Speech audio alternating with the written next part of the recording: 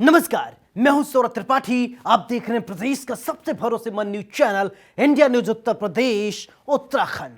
इंसानियत और जुर्म का पुराना नाता है। हमारे चारों ओर फैला जुर्म का मकड़ जाल।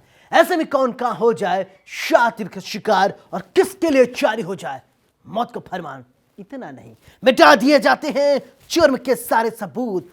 जुर्म दर जुर्म, कत्ल दर कत्ल जारी है अपराध की दुनिया का काला कारोबार। लेकिन हम आपको सच दिखाएंगे, क्योंकि कहीं होता है रेप तो कहीं होती है लूट सरेआम। हो सकता है आपके शहर में वो अपराधी बेखौफ घूम रहा हो, इसलिए आपको सावधान करने के लिए हम लेकर आए हैं हर जुर्म की पूरी दास्तान। आपको दिखाएंगे अपराधी का चेहरा खूंखार, जिसने मचा रखा है हाहाकार।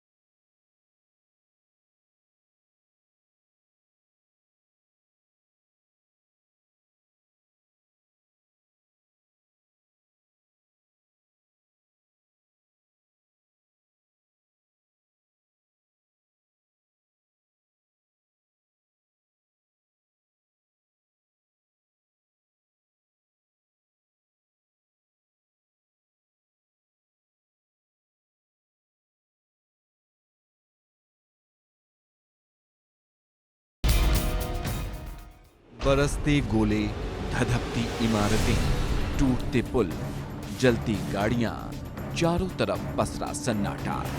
जंग से तबाह होती जिंदगियां, हर तरफ बेबसी और बेइंतहा दर्द की तस्वीर। चारों तरफ सड़कों पर पसरा सन्नाटा।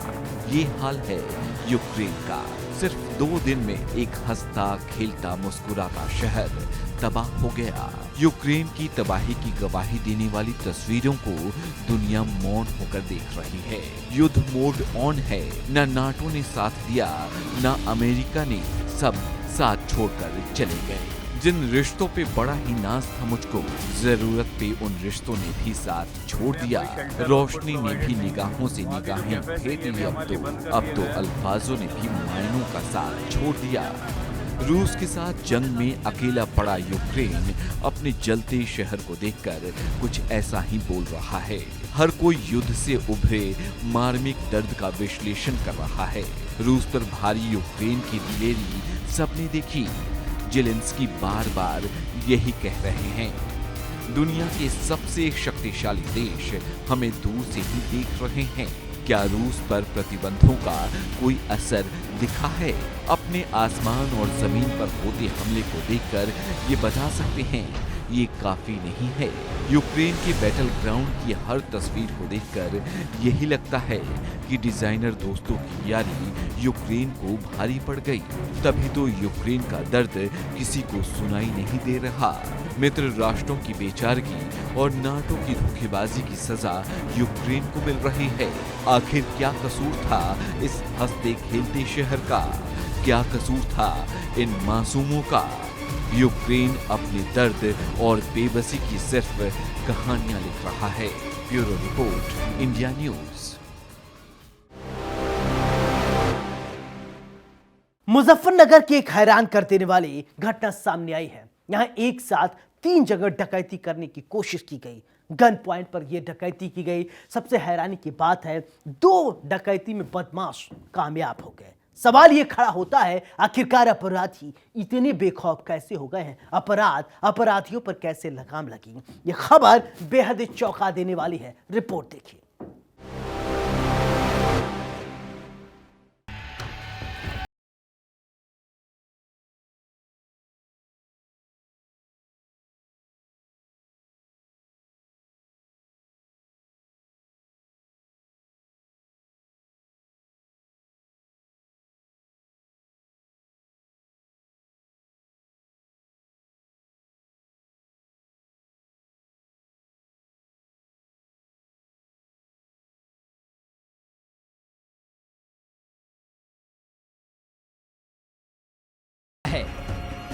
और घटना के बाद पुलिस टीम गठित करने तक सीमित रह जाती है। विधानसभा चुनाव संपन्न होने के बाद कई थाना क्षेत्रों में आए दिन हो रही ताबड़तोड़ आपराधिक घटनाओं के कारण जिले में दहशत का माहौल है। अब मीरापुर क्षेत्र हथियार के दम पर डकैती का मामला सामने आया है। बताया जा रहा है कि मीरापुर क्षेत्र में लगभग 15 से 16 बदमाशों ने 2 घरों में घुसकर परिवार के लोगों को तमंचे की नोक पर रखते हुए पूरे परिवार को भयभीत किया और दोनों घरों से ज्वेलरी सहित लाखों की नकदी लूटकर डकैती की घटना को अंजाम दिया। बदमाशों ने 2 घरों में डकैती डाली तो वहीं तीसरे घर में डकैती डालने का बदमाश प्रयास कर ही रहे थे कि तब तक दिन निकल आया और बदमाशों को भागना पड़ा। मिली जानकारी के मुताबिक मीरापुर में सबसे पहले बदमाश सीढ़ी लगाकर यूनुस पुत्र मुस्तकीम के घर में घुसे और वहां उन्होंने यूनुस को तमंचे की नोक पर ले लिया और घर में रखी 3 तोले सोना और 500 ग्राम चांदी की ज्वेलरी और 40,000 की नकदी लूट ली। उसके घर में बदमाश लगभग आधा घंटे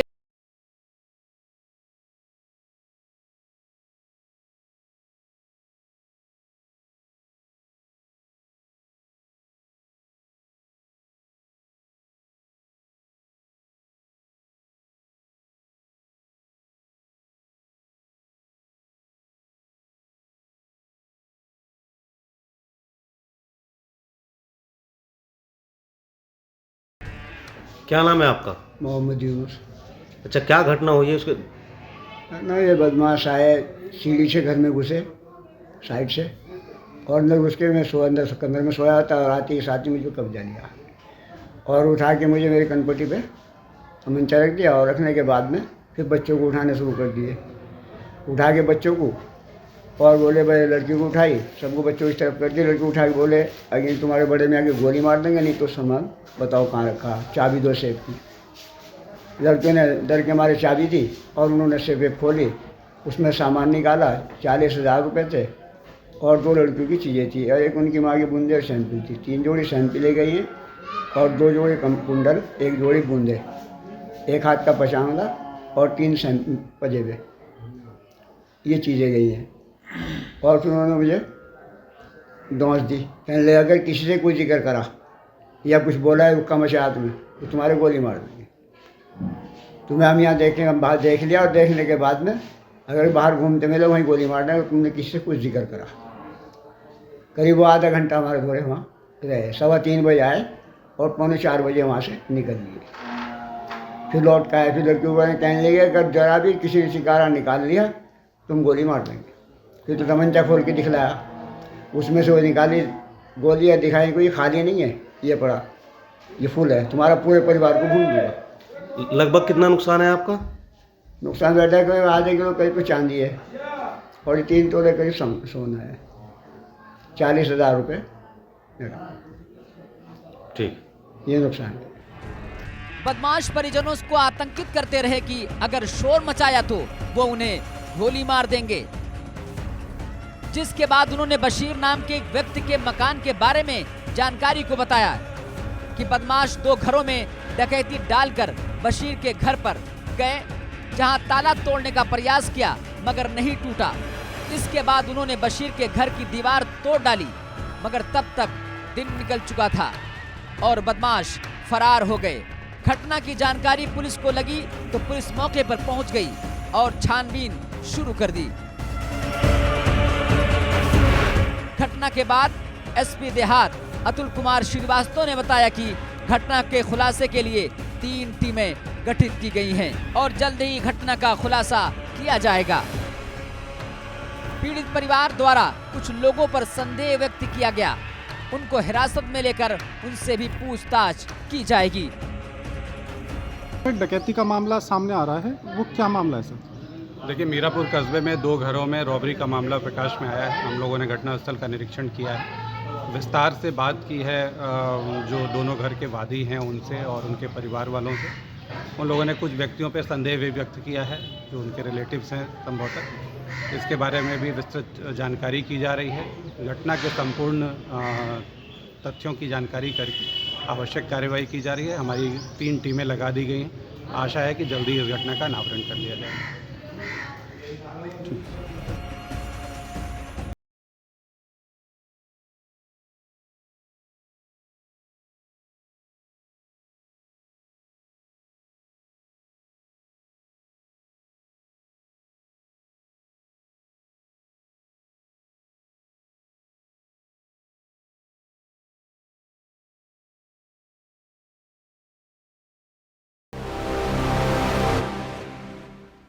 मुजफ्फरनगर में अपराधी बेखौफ होते जा रहे हैं। कहीं मारपीट, कहीं लूट, कहीं अलग अलग तरीके से आपराधिक घटनाओं को अंजाम दिया जा रहा है। एक व्यापारी के बेटे को 18 फरवरी को बताया जा रहा है अपहरित कर लिया गया, उसका अपहरण किया गया। इसके बाद 2 दिन तक कुछ पता नहीं चला। परिजनों ने जानकारी पुलिस को दी। पुलिस ने मामला दर्ज कर जांच कर रही थी, युवक को खोज रही थी। आखिरकार युवक कहां है? लेकिन 2 दिन बाद परिजनों के पास एक पत्र आया। पत्र देखकर परिजन हैरान और परेशान होकर पुलिस के पास पहुंचे। सवाल ये उठता है, आखिरकार अपराधी इतने बेखौफ क्यों हो गए हैं? यहां पर एक बात यह भी सामने आई कि युवक की हत्या कर दी गई। हत्या गन्ने के खेत में ले जाकर की गई। जब ये बात जानकारी पुलिस को हुई तो पुलिस के पैरों तले जमीन खिसक गई। पुलिस ने कुछ लोगों को गिरफ्तार किया है। ये लोग मृतक के दोस्त बताए जा रहे हैं। सवाल ये उठता है, आखिरकार हत्या क्यों की गई? हत्या के पीछे क्या वजह है? ये रिपोर्ट देखिए। व्यापारी के बेटे का अपहरण, घर पर लेटर फेंक कर मांगा फिरौती, 2 लाख की फिरौती, गन्ने के खेत में कर दी हत्या। मुजफ्फरनगर में अपराधी बेखौफ होते जा रहे हैं, तो कहीं मारपीट तो कहीं अपहरण के कारण, फिर अपहरण के बाद, हत्या के बाद हाहाकार मचा हुआ है। मुजफ्फरनगर चरथावल क्षेत्र के गांव विरालसी में 18 फरवरी को लापता व्यापारी के बेटे का शव खेत में गड़ा मिलने से परिवार में कोहराम मच गया। दरअसल 18 फरवरी को संदिग्ध परिस्थितियों में व्यापारी का बेटा लापता हो गया था। आशुतोष के परिजनों ने मामले की जानकारी थाना चरथावल पुलिस को दी थी, जिसके बाद पुलिस ने मामला दर्ज कर आशुतोष की तलाश शुरू कर दी थी। लेकिन जानकारी के मुताबिक आशुतोष के लापता होने के 2 दिन बाद ही एक साधारण कागज पर लिखा पत्र लापता युवक आशुतोष वर्मा के घर पर फेंका गया, जिसे पढ़कर आशुतोष के परिजनों के होश उड़ गए। लेटर की जानकारी पुलिस को दी गई। पुलिस के पैरों तले भी जमीन खिसक गई, जिसके बाद आशुतोष के परिजनों ने आशुतोष के लापता होने का शक जिन लोगों पर जताया, पुलिस ने उन्हें गिरफ्तार कर लिया और सख्ती से पूछताछ करने पर पकड़े गए आरोपियों ने घटना कबूल करते हुए मृतक आशुतोष वर्मा को गन्ने के खेत में जहां दबाया था उसके बारे में जानकारी दी। पुलिस वहां पहुंची और युवक को बरामद कर लिया है। हत्या की खबर मिलते ही परिजनों में कोहराम मच गया। युवक की हत्या की गई है, 8 दिन से लापता था, फिरौती भी मांगी गई। पूरा प्रकरण क्या है? ये थाना चरथावल क्षेत्र में एक युवक जिसकी उम्र करीब 24-25 साल है, वो 20 तारीख से गुमशुदगी उसकी दर्ज भी की गई थी। 20 तारीख से वो लापता था और इस संबंध में पुलिस जांच भी कर रही थी। और उसके 2-3 दिन बाद उसके फैमिली को एक लेटर भी मिला था, जिसमें कुछ लोगों ने पैसे की डिमांड की थी और तभी से पुलिस इसमें लगी हुई थी। और उसमें 2 व्यक्तियों के नाम प्रकाश में आए थे और आज पुलिस ने उनको पकड़ा और उनकी निशानदेही पे जो गुमशुदा जो व्यक्ति था उसकी डेड बॉडी आज बरामद हुई है। और हम अभी जानकारी कर रहे हैं कि इसके साथ और कौन कौन थे और जो भी लोग होते हैं उनकी हम गिरफ्तारी करके आगे कार्रवाई करेंगे। हत्या का कारण क्या सामने आया है? अभी जैसा कि अब जितनी पूछताछ में आया है, ये लोग सब आपस में उठते बैठते थे, साथ में इनकी दोस्ती थी, तो उसमें कुछ झगड़ा वगैरह इनका हुआ हो संभवतः, इसलिए इन्होंने इसको मार दिया हो। अभी हम जानकारी कर रहे हैं कि भाई क्या मोटिव रहा इसके अलावा, अगर जो भी आता है उसको बारे में। पैसे का भी कोई लालच सामने आया? अभी तक इसकी कोई जानकारी, कोई अलग अभी तक कुछ ऐसा बरामद नहीं। अभी हम उनको अभी हमने गिरफ्तार किया है, उनसे हम जो भी बरामदगी होती है वो करेंगे। पुलिस अधिकारी भी मौके पर पहुंचे। घटना के बाद पुलिस ने मृतक आशुतोष के शव को कब्जे में लेकर पोस्टमार्टम के लिए भेज दिया। घटना को लेकर एसपी सिटी अर्पित विजयवर्गीय ने बताया कि पुलिस को आशुतोष के लापता होने की सूचना मिली थी। 2 दिन पहले एक पत्र आशुतोष के परिजनों को मिली। उसी के आधार पर जिन लोगों पर शक जताया जा रहा था उन्हें गिरफ्तार कर सख्ती से पूछताछ की गई तो मामला खुल गया और शव बरामद किया गया है। अब पुलिस इस घटना में और भी जितने भी आरोपी हैं किनकी संलिप्तता है उनके बारे में जानकारी इकट्ठा कर रही है। बताया जा रहा है हत्यारोपी मृतक के करीबी दोस्त बताए जा रहे हैं। हालांकि अभी हत्या का कारण क्यों की गई अभी स्पष्ट नहीं हो पाया है।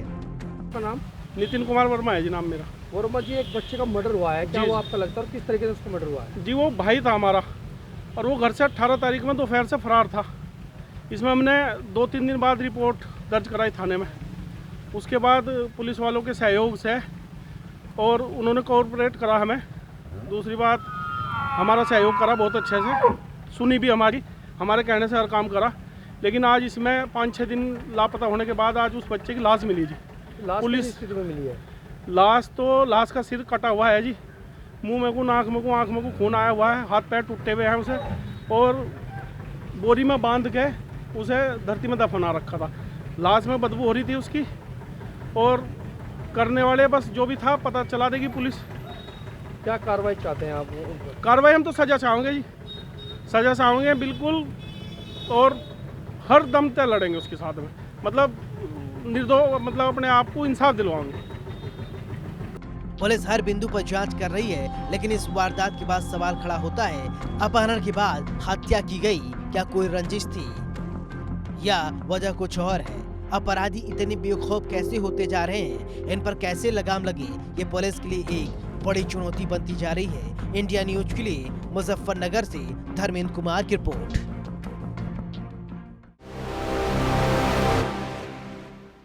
गोंडा के कर्नलगंज में 2 पक्षों में जमकर मारपीट हुई।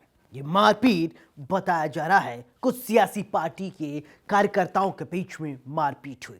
मारपीट बहुत आगे बढ़ गई, बात इतनी बढ़ गई कि महिलाओं के साथ भी अभद्रता की गई, महिलाओं के साथ मारपीट की गई, गाली गलौज की गई।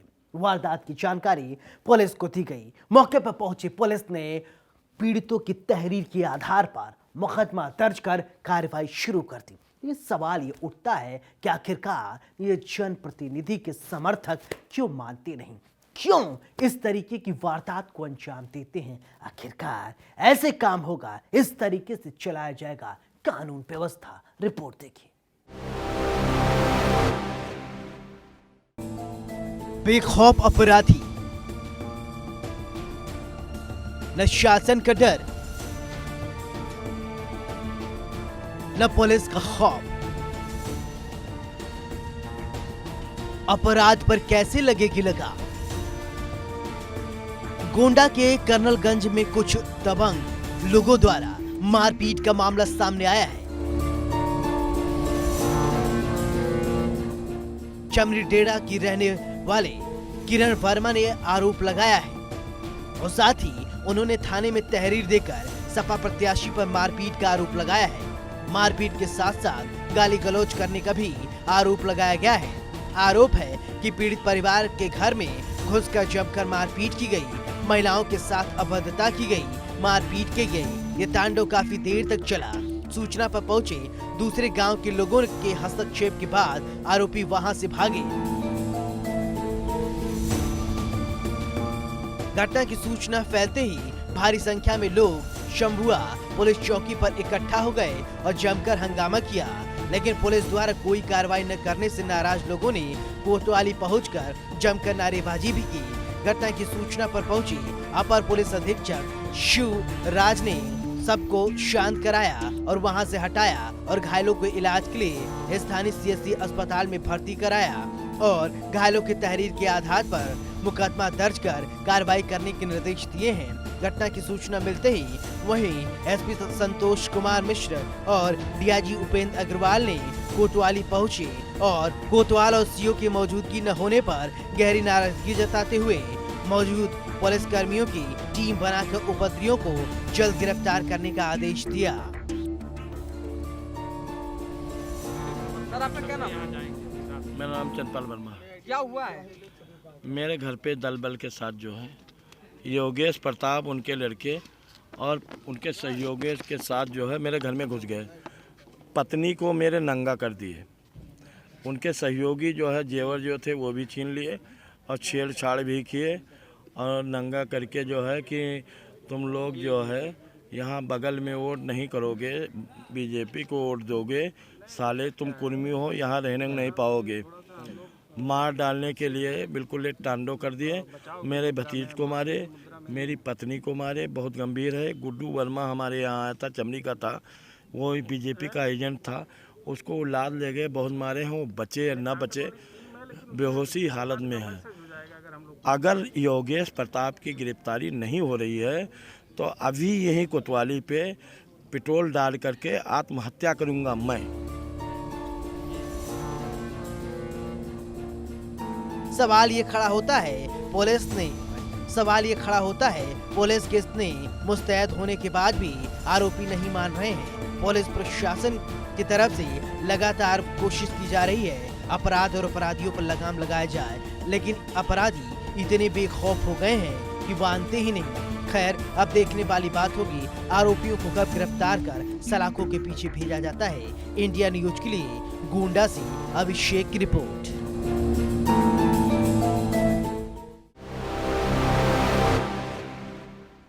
हमारा मकसद आपको डराना नहीं है, आपको बताना है समाज में किस तरीके से जराइम की काली कहानी बुनी जा रही है। कल फिर मिलेंगे कुछ और काली कहानियों के साथ। तब तक दीजिए अपने दोस्त सौरभ त्रिपाठी को इजाजत। लेकिन चलते चलते दोस्तों एक गुजारिश, सावधान रहें, सुरक्षित रहें, अपना अपने परिवार का बहुत ख्याल रखें। नमस्कार।